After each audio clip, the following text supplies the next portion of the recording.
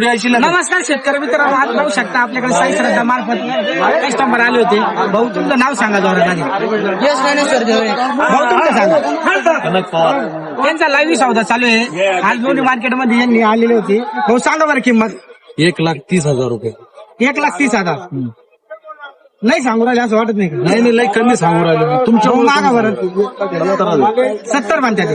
70 मग कुठं यायची 21 मागा $75,000. कितीला 75,000 म्हणतात.